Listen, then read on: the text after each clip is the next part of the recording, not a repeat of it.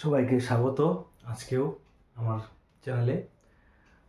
আজকে আমরা পড়ব আলোর প্রতিফলন ও প্রতিসরণ। এর আগের ভিডিওতে আমরা জেনেছি আলো কি, আলোক রশ্মিগুচ্ছ, আলোক রশ্মিগুচ্ছের প্রকারভেদ, অভিসারী, অপসারী, সমান্তরাল এবং প্রতিবিম্ব একটা মাধ্যমিক ক্লাস 10-এ খুবই ইম্পর্টেন্ট একটা টপিক, সেটা আমরা এর আগের চ্যাপ্টারে জেনেছি।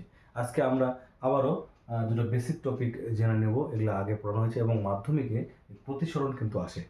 প্রতিসরণ সংজ্ঞা, প্রতিসরণের সূত্র, এগুলো পরীক্ষায় কিন্তু এসেছে, আবারও আসতে পারে। যাই হোক, শুরু করি। প্রথমে জানবো আমরা আলোর প্রতিফলন কাকে বলে। তার আগে আলোর প্রতিফলনের একটা চিত্র আমরা আঁকার চেষ্টা করি।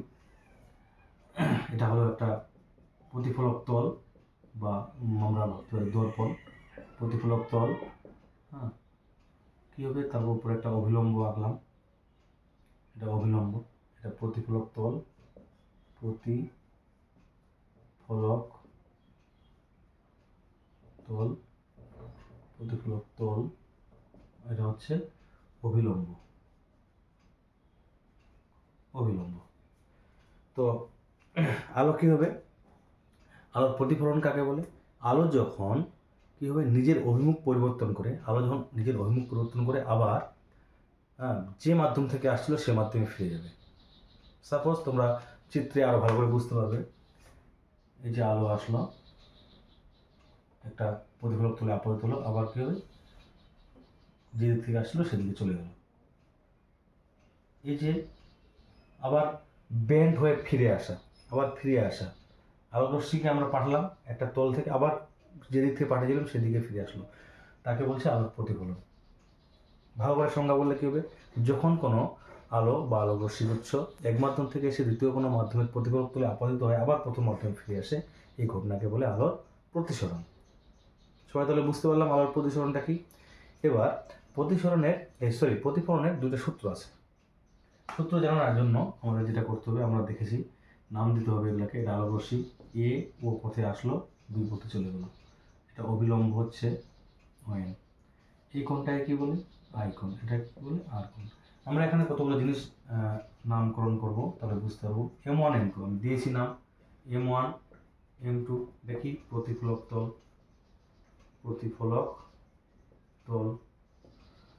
ও কি, আপতন বিন্দু,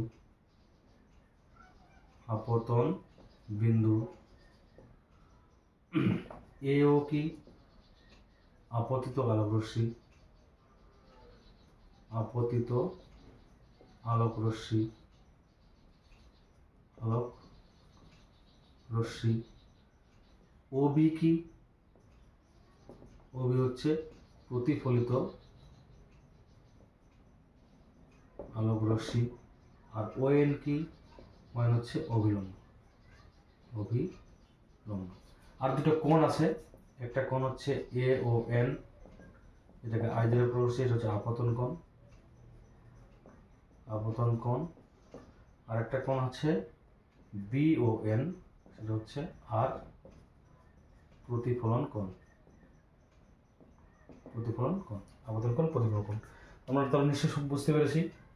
তাহলে আমরা দেখতে পাচ্ছি কি, এই যে প্রতিফলক তল, আপতন বিন্দু, আপতিত আলোক রশ্মি, প্রতিফলিত আলোক রশ্মি, অবিলম্ব, এইগুলো কথা নিয়ে হচ্ছে আমার প্রতিফলনের প্রথম সূত্র।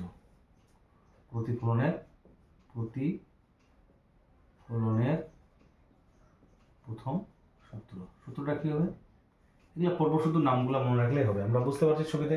M1 M2 হচ্ছে প্রতিফলক তল, এ হচ্ছে আপতিত আলোক রশ্মি, OB হচ্ছে প্রতিফলিত আলোক রশ্মি, তাই তো। ON হচ্ছে অভিলম্ব, ও হচ্ছে আপতন বিন্দু, নামগুলো সব জানলাম। এবার এগুলাকে শুধু বলা প্রতিফলনের প্রথম সূত্রে কি, আপতিত আলোক রশ্মি, প্রতিফলিত আলোক রশ্মি, আপতন বিন্দুতে প্রতিফলক তলের উপর অঙ্কিত অবিলম্ব একই সমতলে অবস্থান করে। আরেকবার বলছি, আপতিত আলোক রশ্মি, প্রতিফলিত আলোক রশ্মি, আপতন বিন্দুতে প্রতিফলক তলের উপর অঙ্কিত অবিলম্ব একই সমতলে অবস্থান করে। এটা হচ্ছে প্রতিফলনের প্রথম সূত্র। সবাই বুঝতে পারলাম। এবার যদি প্রশ্ন করা হয় যেখানে একই সমতলে অবস্থান করছে, সমতলটা কোনটা? বেশিরভাগ ছাত্রকে আমি প্রশ্ন করে দেখেছি, তারা উত্তর দেয় যে হচ্ছে এই M1 M2। এটা নয়, কারণ এটা প্রতিফলক তলটাও তো ওই সংজ্ঞার মধ্যে আছে, যে ওটাও একটা সমতলে অবস্থান করছে। মনে রাখবে, আমরা যে তলে এই রশ্মিগুলো এঁকেছি এটা যেমন হোয়াইট বোর্ডের তল, সেই হোয়াইট বোর্ডের তলটাই হবে সমতল। সবাই হচ্ছে দেখো এঁকেছি আমরা। এটা যদি আমরা বাস্তবে যদি কোনো একটা তলে এই পরীক্ষাটা করে, একটা দর্পণ নিয়ে এসে এই রশ্মিটা এদিকে আসলো, এদিক দিয়ে চলে গেলো অবিলম্ব, একটা যে মানে প্রতিফলক তলের রেখা দিয়ে কল্পনা করি, সবগুলো দেখবো যে এরকম একটা খাড়া তলের মধ্যে থাকবে। আমরা যেহেতু এখানে আঁকিয়েছি জিনিসগুলা সবগুলোই, তাহলে এগুলো সবগুলো এইটা কী হবে, প্রতিফলক তলটা কি একই সমতল অবস্থান করছে, সেই সমতলটা কী হবে, এই হোয়াইট বোর্ডের তলটাই হবে। বুঝতে পারলাম প্রতিফলনের প্রথম সূত্র। তোমরা আবার শুনবে ভিডিও পোস্ট করে। এবার দ্বিতীয় সূত্র, প্রতিফলনের দ্বিতীয় সূত্র। দ্বিতীয় সূত্র ভেরি ইজি, খুবই ছোট্ট একটা সূত্র, কিন্তু অনেক কাজে লাগে। এবং বুঝতে গেলে এটা এটা সব জায়গায় প্রয়োগ করার চেষ্টা করতে হয়, যে অ্যাঙ্গেল আলোটা এসে কোন দিকে যাবে এবং কোনটা কত হবে। এটা কি কিছুই না, এটা সূত্র হচ্ছে সংক্ষেপে আই সমান আর। আই আর আর কি, আই হচ্ছে আমরা লিখেছি আপাতন কোণ আর প্রতিফলন কোণ। প্রতিফলনের ক্ষেত্রে আপাতন কোণ এবং প্রতিফলন কোণ সর্বদা সমান হয়। প্রতিফলন যদি ঘটে তাহলে এই কোণ দুটো সবসময় কী হয়, সমান হয়। আরেকটা জিনিস এখানে মনে রাখবে প্রতিফলনের ক্ষেত্রে, সেটা হলো কি, যে আমরা সবসময় যে কোণগুলো আঁকবো অবিলম্বের সঙ্গে আঁকবো। কেউ যদি এই যে ভূমির সঙ্গে বা প্রতিফলক তলের সঙ্গে আই দিয়ে দেয়, এটা কিন্তু ভুল হবে। এটা কখনোই হবে না, এটা হবে প্রতিফলন কোণ। আর প্রতিসরণ কোণটাও তাই, এটা হবে না কখনোই, হবে এটা। এটা যেন আমরা অবশ্যই মনে রাখি। তাহলে কি হয়, অবিলম্বের সঙ্গে যে কোণটা থাকে, যে কোণগুলো থাকে, সেগুলো হচ্ছে কি আপাতন কোণ হয়। তাহলে আপাতন কোণ সর্বদা প্রতিফলন কোণের কি হয়, সমান হয়। আপাতন আই সমান আর সংখ্যায় মনে রাখতে হবে। আপাতন কোণ এই যেখানে নাম দিচ্ছি এ ও এন এবং বি ও এন, এ ও এন এবং বি ও এন, এই কোণ দুটো সবসময় কি হয়, সমান হয়। তাহলে প্রতিফলনের এইটুকুই আমার মনে রাখার, এবং এগুলো কাজে লাগবে। প্রতিফলন আমরা ছোট ক্লাসে পড়েছি, প্রতিফলন দুই প্রকার, নিয়মিত প্রতিফলন, বিক্ষিপ্ত প্রতিফলন। এটা শুধু জাস্ট মনে করাই দিচ্ছি তোমাদের, এগুলো পরীক্ষায় হয়তো আসবে না, এবং শর্ট কোশ্চেন দিয়েও দিতে পারে, বলা যায় না। যেমন নিয়মিত প্রতিফলন কাকে বলে, যদি মসৃণ তলে, যেমন আয়না, দর্পণে যদি প্রতিফলন ঘটে, কী হয়, একটা নির্দিষ্ট দিক থেকে আলো আসছে, আবার একটা নির্দিষ্ট দিকে প্রতিফলিত হয়ে চলে যাচ্ছে, সেটা হচ্ছে নিয়মিত প্রতিফলন। আর একটা কি বিক্ষিপ্ত প্রতিফলন। বিক্ষিপ্ত প্রতিফলন কোথায় দেখা যায়, বিক্ষিপ্ত প্রতিফলন হলো যখন কোনো হচ্ছে অমসৃণ তল। অমসৃণ তলের উদাহরণ কী হবে, এই অমসৃণ তলের উদাহরণই কিন্তু অনেক বেশি, এবং এর জন্য আমরা কী করি, আমরা কিন্তু বস্তুকে দেখতে পাই, পড়াশোনা করতে পারি।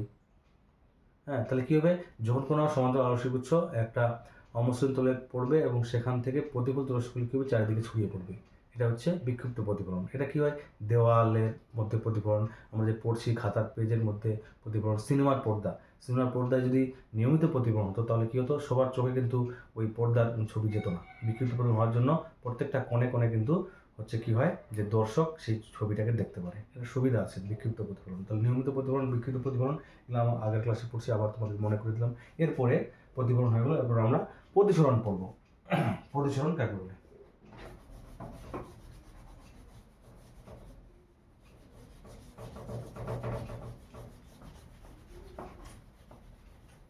প্রতিসরণ কাকে বলে, ভেরি ভেরি ইম্পর্টেন্ট, তোমাদের মাধ্যমিকে এটা আসতে পারে, প্রতিসরণটা ভালোভাবে করতে হবে। আচ্ছা, এখানেও M1 M2 আছে। এখানে M1 M2টা কি, এখানে M1 M2টা হলো মাধ্যম দ্বয়ের বিভেদ তল।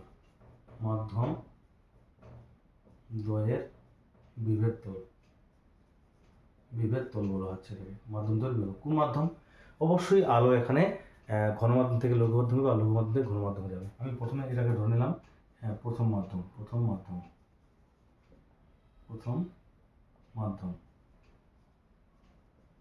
আর এটা ধরলাম দ্বিতীয় মাধ্যম।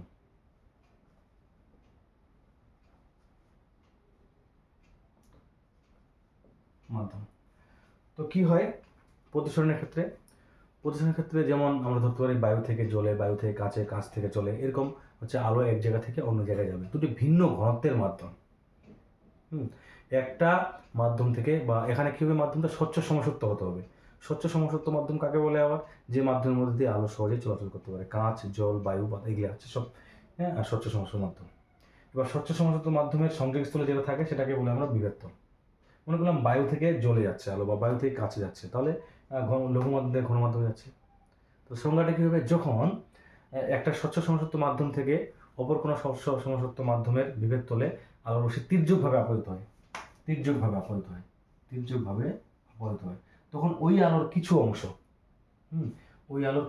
কি হয়, ওই মাধ্যমের বিভেদ তল থেকে নিজের গতির অভিমুখটা পরিবর্তন করে দ্বিতীয় মাধ্যমে প্রবেশ করে। এই যে ঘটনা, এটাকে বলে কি, আলোর প্রতিসরণ। বুঝতে পারলাম, আরেকবার বলছি, যখন কোনো আলোক রশ্মি স্বচ্ছ সমসূত্র মাধ্যম থেকে অপর কোনো স্বচ্ছ সমসূত্র মাধ্যমের বিভেদ তলে তির্যকভাবে আপতিত হয়, তখন কী হয়, ওই বিভেদ তল থেকে আলোক রশ্মিটা কী হয়, নিজের গতির অভিমুখকে পরিবর্তন করে নেয়। এটাকে বলে আলোক প্রতিসরণ। এই ঘটনাকে বলে আলোক প্রতিসরণ। আলোক প্রতিসরণের ক্ষেত্রে আমরা যদি সূত্র দেখতে চাই, তাহলে এখানেও এটাকে নাম দিব এ ও বি আলোক পথ, এটা এন ও এন ড্যাশ অবিলম্ব, আমাদের কথা ছিল এটাকে সি নাম দিতে পারি, সি। এরপর দেখব এই কোণটা হচ্ছে আই কোণ, এটা হচ্ছে আর কোণ। তাহলে এখানে কি কি আছে, এখানে মাধ্যমের বৃহৎ তল হলো, তারপর হচ্ছে ও হচ্ছে এখানে আপতন বিন্দু, আপতন বিন্দু, O N N O N dash হচ্ছে অবিলম্ব, অবিলম্ব। এ ও হচ্ছে আপতিত আলোক রশ্মি, আপতিত আলোক রশ্মি, আলোক রশ্মি। আর ও বি হচ্ছে প্রতিফলিত, প্রতিফলিত আলোক রশ্মি। এখানেও দুটো কোণ আছে, একটা কোণ হচ্ছে এ ও এন সমান আই, হচ্ছে আপতন কোণ, প্রতিফলন কোণের মতোই, প্রতিফলনে আপতন কোণের মতোই, আপতন কোণ। বি ও এন ড্যাশ সমান আর সমান প্রতিসরণ কোণ, প্রতিসরণ কোণ। প্রথম সূত্রটা এখানে প্রতিফলনের প্রথম সূত্রের মতোই, সেম টু সেম, শুধু কথাগুলো মনে রাখতে হবে। আপতিত আলোক রশ্মি প্রথম সূত্র, আমরা এবার করবো হচ্ছে প্রতিসরণের প্রথম সূত্র, প্রতিফলনের প্রথম সূত্র। সূত্রটা কি, আপতিত আলোক রশ্মি প্রতিসৃত আলোক রশ্মি আপতন বিন্দুতে বিভেদ তলের উপর অঙ্কিত অবিলম্ব একই সমতলে অবস্থান করে। আরেকবার বলছি, আপতিত আলোক রশ্মি প্রতিসৃত আলোক রশ্মি আপতন বিন্দুতে বিভেদ তলের উপর অঙ্কিত অবিলম্ব একই সমতলে অবস্থান করে। সমতলটা কোথাও, এখানে সেই প্রতিফলনের মতো এই হোয়াইট বোর্ডের যে তল সমতলে, সেই তল সমতলে অবস্থান করছে। তাহলে বুঝতে পারলাম প্রতিসরণের প্রথম সূত্র হয়ে গেল। এবার হচ্ছে প্রতিসরণের দ্বিতীয় সূত্র। প্রতিসরণের দ্বিতীয় সূত্র ভেরি ভেরি ইম্পর্টেন্ট, দ্বিতীয় সূত্র ভেরি ভেরি ইম্পর্টেন্ট। এই দ্বিতীয় সূত্রের আরেকটা নাম আছে, এটা বলে স্নেলের সূত্র। অনেক সময় পরীক্ষায় স্নেলের সূত্র দিয়েও চলে আসে, স্নেলের সূত্রটি বিবৃত করো। স্নেলের সূত্র কাকে বলছে, দুটি নির্দিষ্ট মাধ্যমে, অবশ্যই এখানে দুটি মাধ্যম আছে, একটা আমি উদাহরণ বাস্তবে দিতে পারি, এটা দিতে পারি এয়ার, এটা ধরতে পারি ওয়াটার বা গ্লাস, ধরতে পারি কাঁচ, ওয়াটার মানে জল বা গ্লাস। তাহলে দুটি নির্দিষ্ট মাধ্যমে একটি নির্দিষ্ট বর্ণের, আমরা জানি সাদা আলোকে ভাঙলে অনেকগুলো বর্ণ পাওয়া যায়, সেই সাদা আলো পাঠালে হবে না, একটি নির্দিষ্ট বর্ণের আলো, দুটি নির্দিষ্ট মাধ্যমে একটি নির্দিষ্ট বর্ণের আলো যদি পাঠানো যায়, তাহলে এখানে প্রতিসরণ হবে।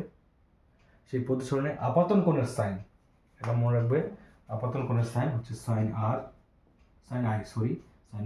এবং প্রতিসরণ কোণের সাইন আই, প্রতিসরণ কোণের সাইন এর অনুপাত মানে ভাগ, কি হয়, ধ্রুবক হয়।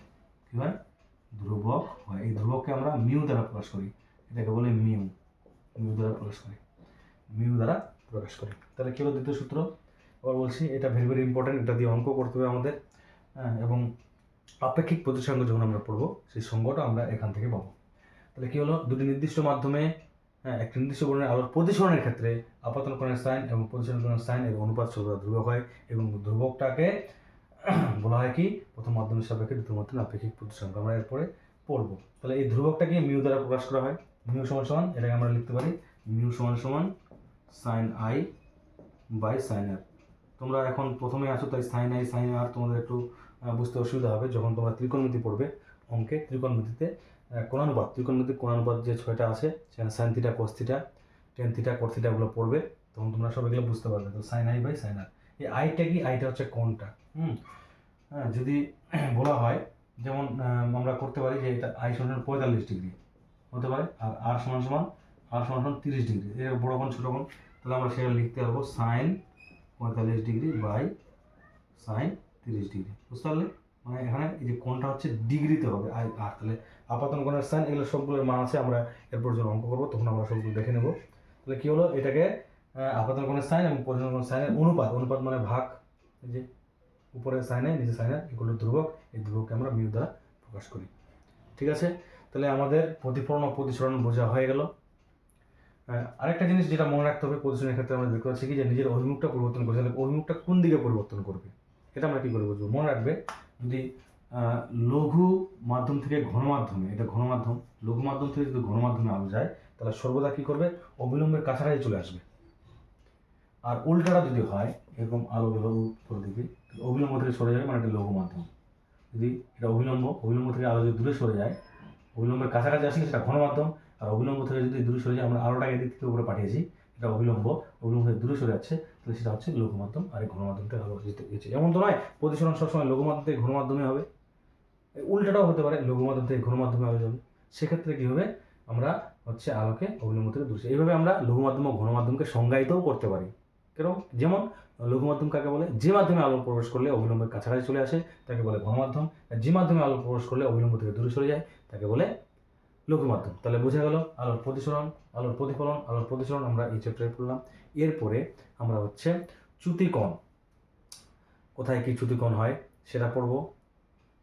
প্রতিসরণের ক্ষেত্রে চ্যুতিকোণগুলো আমরা জেনে নেব। তারপরে আমরা জানবো দর্পণ। দর্পণটা ভেরি ভেরি ইম্পর্ট্যান্ট। দর্পণের অনেক কোথায় প্রতিবিম্ব গঠিত হয় সেগুলো দেখে নিতে হবে। দর্পণের ক্ষেত্রে দর্পণের বিভিন্ন যে বিন্দুগুলো, পয়েন্টগুলো, একটা দর্পণের মধ্যে কী কী আছে, মেরু, বক্রতা কেন্দ্র, বক্রতা ব্যাসার্ধ, এগুলো জানতে হবে। আজকের মতো এই পর্যন্তই। সবাই ভালো থাকবে এবং নিয়মিত ভিডিওগুলো দেখবে, তোমরা উপকৃত হবে। সবাইকে ধন্যবাদ।